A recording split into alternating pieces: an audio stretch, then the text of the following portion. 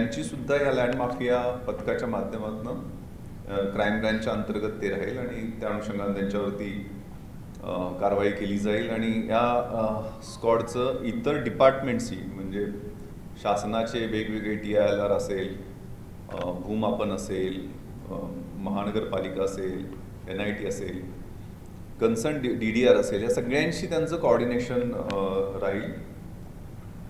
ड्रग्सच्या अनुषंगानं अवेअरनेस एज्युकेशनसाठी operation thunder आहे ते तेवढ्याच ताकदीनं चालू राहील.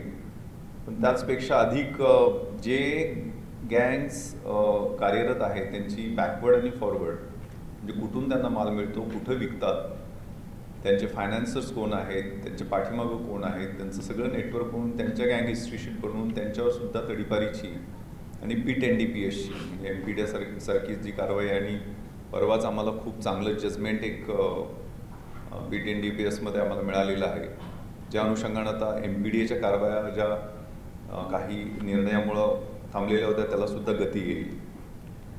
अवैध धंद्यामध्ये इथं क्रिकेट बेटिंग, हवाला, भाजकी सुपारी ती FDAच्या अनुषंगानं, हुक्का पार्लर्स, दारू स्लम्समध्ये असणारी पर्टिक्युलरली, आणि सट्टापट्टी, जुगार, गुटखा हे FDAच्या अनुषंगानं हे सगळे प्रायोरिटीवर विषय घेतले जातील, त्याच्यावर ॲक्शन घेतली जाईल. ट्रॅफिकमध्ये दंड वसुली हा खूप महत्त्वाचा विषय आहे. म्हणजे शेकडो कोटी रुपये दंड आमचं पेंडिंग आहे आणि त्यातसुद्धा 60 व्हायोलेशन झालेले आहेत, 50 व्हायोलेशन झालेले आहेत, 40 व्हायोलेशन झालेले आहेत. ती कॅटेगरी बनवून त्यांचा पहिल्यांदा दंड म्हणजे गाडीपेक्षा जास्त किमतीचा दंड त्यांच्याकडनं वसूल होईल अशी परिस्थिती आहे.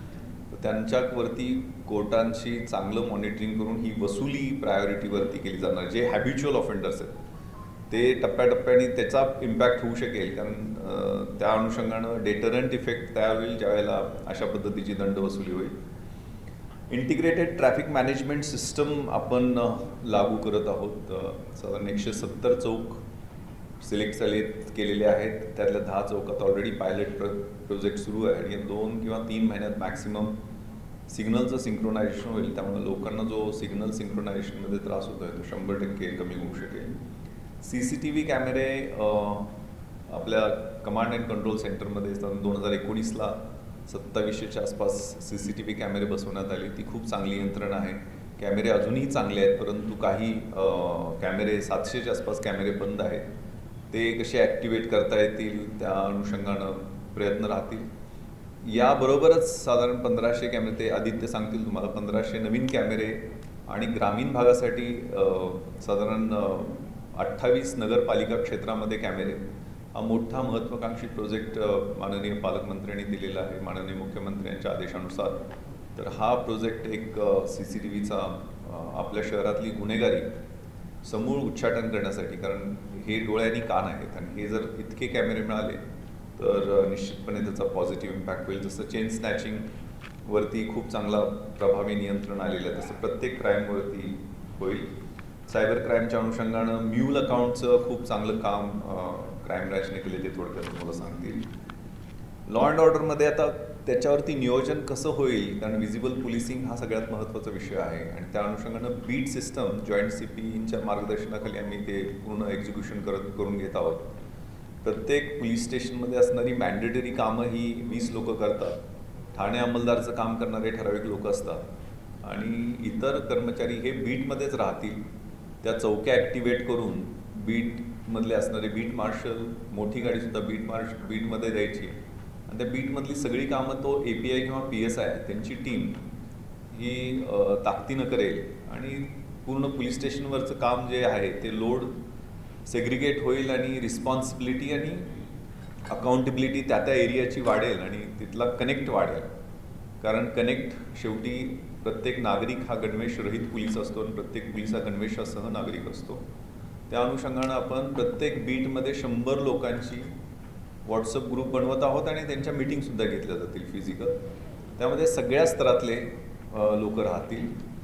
स्लम्समधल्या लोकांना बीटमध्ये प्रायोरिटी देण्यात येईल, कारण तिथं होणारे मुलींच्यावर महिलांच्यावर छेडखानीचे प्रकार असतील, दारूचे किंवा इतर अड्डे असतील, त्याच्यावरती दुर्लक्ष बऱ्याचदा होत असतं. तर स्लम्समध्ये स्लम पंचायतसारखं इफेक्टिव्ह पेट्रोलिंग आणि त्याच्यावरती कारवाई होण्याचा प्रयत्न आहे. पोलीस स्टेशन स्तरावर 100 लोकांचा ग्रुप, डिव्हिजन ACP स्तरावर 100 लोकांचा ग्रुप, झोन स्तरावर 100 लोकांचा ग्रुप, रिजन स्तरावर 100 लोकांचा ग्रुप आणि CP स्तरावर 100 लोकांचा ग्रुप. हे यामध्ये पत्रकारांना सुद्धा विनंती आहे आणि त्यांना आम्ही समाविष्ट करून घेतलेलं आहे. तर बेसिकली याच्यात गुड मॉर्निंग गुड नाईटचे मेसेज देणे, शुभेच्छा मेसेज देणे आणि उपदेश करणे हे असले काही विषय राहणार नाहीत. तुम्हाला कन्स्ट्रक्टिव्ह सजेशन्स आणि काही विषय तुम्ही त्यात DM करून सुद्धा पाठवू शकता त्या कन्सर्न अधिकाऱ्यांना. तर हा कनेक्ट वाढवणं, कारण सर्वसामान्य नागरिकांचा जोपर्यंत पोलिसांवरती प्रभावी सपोर्ट आणि नियंत्रण दोन्ही, कारण प्रेशर ग्रुप आणि सपोर्ट ग्रुप हे दोन्ही भूमिका आहे. पोलीस चुकीचं वागत असतील, पोलिसांचे अवैध धंदेवाल्यांशी संबंध असतील, चुकीच्या कारवायांना सपोर्ट करत असतील, तर त्याचं प्रेशर ग्रुप लोकांकडून राहिलं पाहिजे. आणि जर पोलीस चांगलं काम करत असतील तर एक चांगल्या सपोर्ट ग्रुपची अपेक्षा लोकांकडून आहे. त्यामुळं सदरक्षणाय खलनिग्रहणाय, त्यातल्या सद लोकांनी आम्हाला सपोर्ट करणं हे अपेक्षित आहे. खलांचा निग्रह करणं ही तर पोलिसांची जिम्मेवारी आहे. तर हे ग्रुप्स आपण बनवत आहोत. बंदोबस्त प्रोफेशनल पद्धतीने कसे होतील, लोकांना ट्रॅफिक आणि इतर समस्यांना कमीत कमी त्रास, कारण मोठे बंदोबस्तीत असतात. ताजुद्दीन बाबांचा जो मोठा बंदोबस्त मी स्वतः पाहिलेला आहे, आंदोलनं होत असतात, त्याचाही सर्वसामान्य जीवनावरती परिणाम झालेला पाहिजेत. मोठी मोठी आंदोलनं सध्या होताना दिसतात. तर तो बीट पोलिसिंगचा एक इफेक्टिव्ह प्रयोग, इथल्या चौक्या ॲक्टिवेट करणं आणि प्रत्येक एरियामध्ये लोकांच्या मदतीनं काही प्रोॲक्टिव्ह, म्हणजे CCTV सर्वसामान्य लोकांनी मदत केली. मल्टी स्टोरीड बिल्डिंग आहेत, स्कूल्स कॉलेजेस आहेत, इंडस्ट्रियल हाऊसेस आहेत, कमर्शियल एस्टॅब्लिशमेंट्स आहेत, ज्वेलरी शॉप्स आहेत. या सगळ्यांनी CCTV पेरिफेरियल लावले तरी दोन्ही, म्हणजे शासनाचे CCTV आणि लोकांचे CCTV, त्याचं ज्युडिशियस कॉम्बिनेशन होऊन गुन्हेगारीवरती नियंत्रण आणता येईल. निर्भया पथकं आपण 12 लॉन्च करत आहोत. प्रत्येक डिव्हिजनमध्ये एक पथक राहील. यामध्ये 1 अधिकारी आणि 5 कर्मचारी प्रत्येक पथकात राहतील. ही प्लेन क्लोथमधली डिप्लॉयमेंट आहे. शी टीम्सच्या धर्तीवरती ही security for her is insured हा अतिशय सक्सेसफुल प्रयोग 2010-11च्या दरम्यान हैदराबादमध्ये झालेला होता. आणि त्या अनुषंगानंच प्लेन क्लोथमध्ये डिकॉयज म्हणून, कारण महिलांना जर त्रास होत असेल कामावर जाणाऱ्या महिलेला, तर तिला घरी बसायला उद्युक्त केलं जातं. किंवा विद्यार्थीने एखादी शाळा कॉलेजला जात असेल तर तिला पण शिक्षण तिचं थांबण्याची शक्यता असते, तिची कोणी त्रास देत असेल, छेड काढत असेल. आजकाल सायबर स्टॉकिंग हे खूप मोठ्या प्रमाणात वाढलेलं आहे, तिचंसुद्धा रिपोर्टिंग होत नाही. त्या अनुषंगानं प्रोॲक्टिव्हली मुलींना आणि महिलांना सुरक्षित करण्यासाठी एक सुरक्षेचं कवच, पोलीस हजर असताना सुरक्षित वाटणे हे स्वाभाविक आहे, परंतु पोलिसांच्या अनुपस्थितीत एक सुरक्षा कवच होणं महत्त्वाचं आहे. त्या अनुषंगानं या लेडी कॉन्स्टेबल्सच्या आमच्या कर्मचारी आहेत, 30% आमच्याकडे महिला कर्मचारी आहेत, ज्या अगदी यंग, फिट आहेत आणि ट्रेंड आहेत.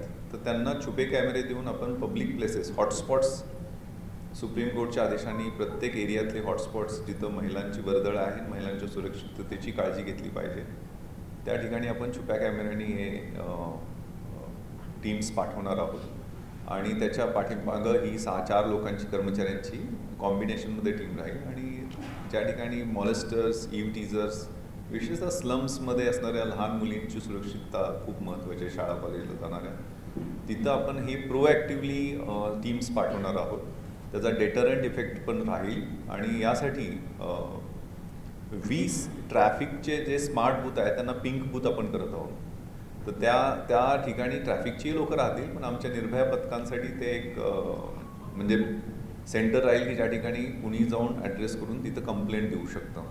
तर हे 20 पिंक बूथ आणि 12 व्हेकल डेडिकेटेड आपण या पथकांना देत आहोत. त्यांना मोबाईल फोन पण दिले जातील आणि छुपे कॅमेरे आपण त्यांना देत आहोत. तर हे एक प्रोॲक्टिव्ह महिलांच्या सुरक्षिततेसाठी घेणारं पाऊल आहे. प्रॉपर्टी क्राईमच्या अनुषंगानं फिक्स पॉईंट शहरात लावलेले आहेत. फिक्स पॉईंट मात्र रोटेटिंग आहेत. नाकाबंदीसुद्धा रोटेटिंग आहे. पूर्वीची नाकाबंदी जनरली ड्रंक अँड ड्राईव्हवरती फोकस करायची, ट्रॅफिकची असो किंवा पोलीस स्टेशनची.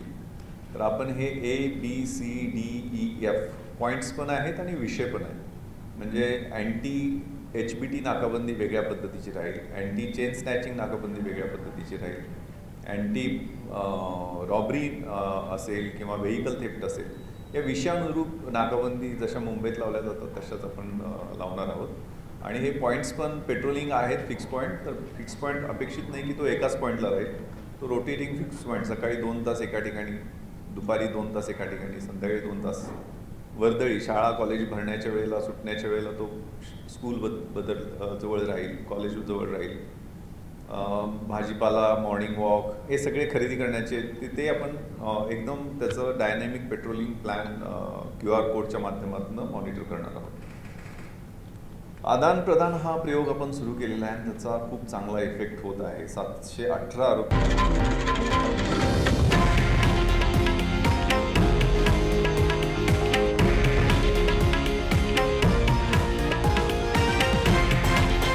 हे आहे देशातील नंबर 1 न्यूज नेटवर्क आणि आपण पाहत आहात TV9 मराठी, एकमेव.